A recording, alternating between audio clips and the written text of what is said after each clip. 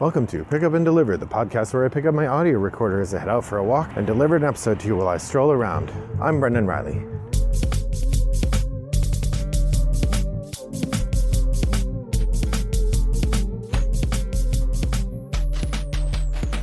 Well, good afternoon, listeners. It is late in the afternoon on December 2nd. I'm walking home from the game store, having picked up a gift. It's the holiday season after all. And I am looking forward to talking to you about 3 new games. That's right, it's been a little while, so it's time for Shooting from the Hip Triple Shot. Now, you may have had a premonition about what games I would talk about because in the Top of the Stack episode last time, I listed a bunch of games I haven't talked about yet that I played last month. Now, of course, because I went for a couple weeks without making any episodes, I'm a little behind on reporting to you on the games that I've played. So I'm happily catching up on those. So here we go with another round of them. All right, this time we're going to have 3 games plus 1 flashback. I think I'm going to add the flashback as part of the Top of the Stack episodes, and we'll see how that goes. You tell me, you reach out and tell me if you like that idea, if you enjoy the flashback and want me to keep going with those. So the first of the new games that I played is Robin Hood, The Adventures of Robin Hood, published by Cosmos in 2021, designed by Michael Menzel, and art is also by Michael Menzel. Michael Menzel is perhaps best known as the designer and artist for Legends of Andor, which is a sort of interesting story-based game that involves some fighting and some push your luck. And it feels like that's a little bit of what's going on here in The Adventures of Robin Hood. Now, we've only played 1 game of this, and this is a campaign-based game. So as we go along, I'm told the story gets better. A friend of mine, this is actually a game I gave to a friend as a gift, and he and his girlfriend played all the way through it, and then he handed it back to me and said, you guys should play this, it's fun. So my wife and I broke it out and tried the first game of it, and we got the hang of it and played the first scenario. But there are a whole bunch of scenarios to play, and each one is a little bit different. So here's the gimmick with The Adventures of Robin Hood.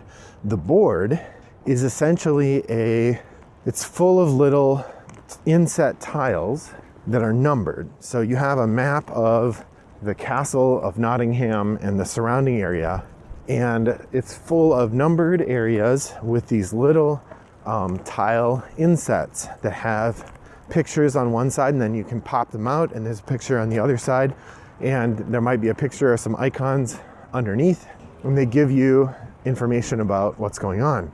And then the game comes with a book, an honest to goodness book, bound hardcover with a couple ribbons for keeping your page.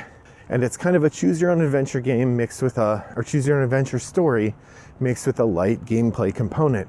There's a really interesting movement mechanism where your character has 4 tokens. There's a standing token, 2 walking tokens, and a running token.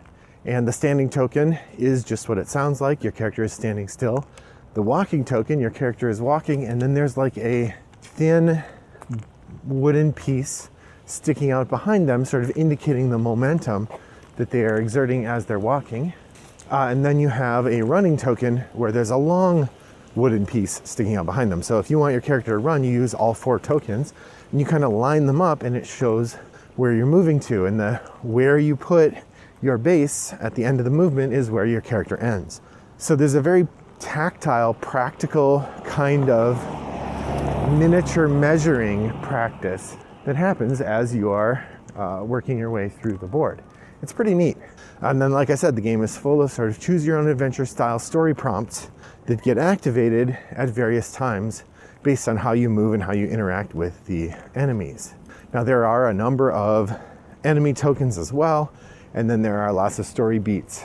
The game is going to play out over the course of, I think, 10 adventures, maybe 8 adventures, and we will get to see what Robin Hood does in relationship to the Sheriff of Nottingham. The first play was an amusing demonstration of the way that the mechanisms work and the way that the board works. It wasn't a real good grabber. Like, I don't find myself super compelled to go back, but my friend says the story is pretty great and that we should give it a couple more plays. So on that recommendation, I think we will try the next round and see how that goes. So I'm looking forward to trying that, but the first play was just okay. for my mind. He said it's a slow start and it gets better. So that's The Adventures of Robin Hood, published in 2021 from Cosmos Games. So the next game I'm going to talk about is Screaming Eagles. Screaming Eagles is a board game from 1987. It comes in the wide, thin box, sort of like Clue or Risk or any of the classic games. You know, the boxes may be 15 inches long by 8 inches wide by 1.5 inch tall or 1 inch tall. So it's a wide, flat box. Kind of the classic old board game style box. On the cover, there are some exciting jets and missiles shooting everywhere. It's a garish celebration of 1980s excitement. It's from 1987, which I did not look up when Top Gun happened, but it wouldn't surprise me if this game is attempting to capitalize on Top Gun mania. In this game, you play one of two squadrons of jets who are not ascribed to any particular nation or political motive. You are just in combat with the other squad of jets. It is without story, at least without broad story or motivation. It is just a skirmish game.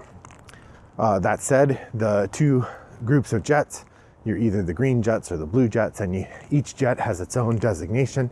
The way the game works, you have a sort of grid of diamonds, and you have these little jet miniatures that sit on stands, and you put them on the board, and then you secretly designate what you're going to be doing. Sort of recalls back to a number of sort of dogfight games where the idea is that you choose what you're going to do simultaneously, and then you reveal and find out, did you anticipate your opponent's maneuvers in a way that's going to get you success, or are you doomed? That's the way this game works. Did you anticipate your opponent's maneuvers? If so, then you end up maybe behind them, maybe in a position where you can launch missiles at them, ready to do all kinds of damage. The mechanisms are actually pretty neat. You have a board that shows your jet's ammunition and your jet's health. And the board is filled with little holes, and it comes with a bunch of little plastic pegs, not dissimilar to the ones that you get in Battleship, for example. And you fill up the ammunition section at the beginning of your game, and whenever you fire, you remove a peg from the ammunition section. And if you hit your opponent, you put that peg from the ammunition section in the opponent's jet in the appropriate spot. There is, of course, dice rolling involved, but there's a level of surety that most of the time you know what it's going to do, but you could miss, and there's some excitement in that. Again, a big part of it is anticipating where your opponent's going to go. I'm not going to explain all the movement because this is a podcast and I can't show you how the movement works. Suffice it to say that it was reasonably compelling, and we played it it took about 25 minutes. The game goes until one team is entirely eliminated, which if you're playing 4 players, that means if one person's jet gets destroyed, they're out of the game, which is, less common in modern gaming, but still a thing that can happen. And in a game that takes a half an hour, not that big a deal. So overall, Screaming Eagles, as far as being a game from 1987 that I'd never heard of, it's moderately fun. I had a good time playing it. As an amusing thing to have in my collection, it's worth keeping. It does have a couple neat mechanisms in terms of thinking about what it's like to try to simulate a dogfight on a game board. But overall, it's not going to be a game I break out every week. It's not going to become a lifestyle game for me. But if you get a chance to try it and you're in a reasonably goofy mood, I would say, yeah, go for it. Screaming Eagles, published by Hasbro and Milton Bradley, designed by Jim Kiefer with artist Paul Alexander. If you'll forgive me a moment, I'm clicking on Jim Kiefer here to see what other games Jim Kiefer worked on. He mostly worked on games for Parker Brothers and Milton Bradley. It looks like he invented Scene It.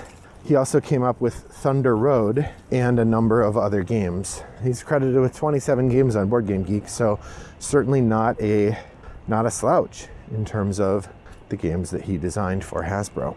So that was Screaming Eagles.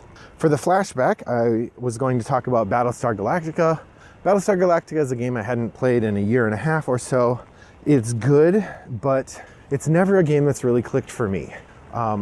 something about the nuances of the mechanisms mean that it's very hard for me. The 2 times I've been a Cylon, which was once early, one of my first plays of Battlestar Galactica, I was a Cylon and I kind of ruined it for myself.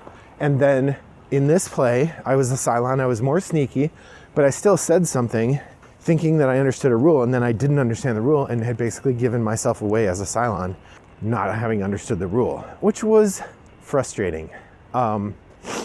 It does teach the lesson that in a social deduction game, when you're the betrayer, the game really needs to do a good job of helping you understand the rules without giving away that you're the betrayer. And I find that part to be lacking in Battlestar Galactica. So if you get a chance, it is a great game, really interesting, really well worth playing, just not to my taste, perhaps. And I think, if a group of friends are playing it and they want one more person, there's not obviously another game for me to play, I'll certainly play. But if there's 2 tables setting up, one is BSG and the other one is something else that I enjoy, I'll probably play something else. So those are my thoughts on the flashback of Battlestar Galactica. If you want to try Battlestar Galactica now and you don't have access to a copy, Fantasy Flight recently released a game called Unfathomable, which is a reskin of Battlestar Galactica in the Cthulhu Arkham Horrors or Arkham Files universe, which is necessary because they don't own the rights to Battlestar Galactica anymore.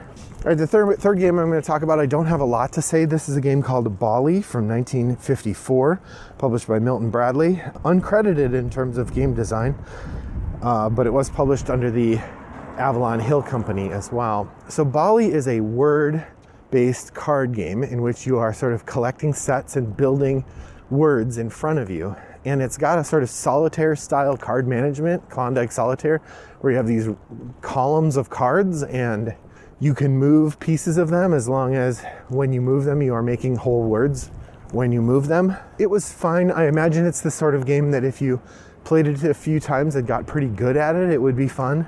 But on a first play, it was just pretty meh. And as far as word games go, there are other word games I like much better. And so it's hard to be very enthusiastic about this old game. So if you get a chance to play Bali, I think it's worth trying, especially if you're a really big word game fan, but probably not worth seeking out, except maybe as an amusement. I believe the copy we played, my friend got at the Goodwill for $3 or $2. And so at that price, it's probably worth trying. I thought so anyway. So what games have you been playing? I'd love to hear. You could send me a direct message on Board Game Geek. Wombat929 is my username. Or you could join the Board Game Geek Guild for this podcast. There's a fair amount of activity over there lately, so if you posted something about the games you've been playing, I'm sure people would join in and join the conversation. I want to say thanks for joining me on my walk today. I hope that your next walk is as pleasant as mine was. Bye-bye.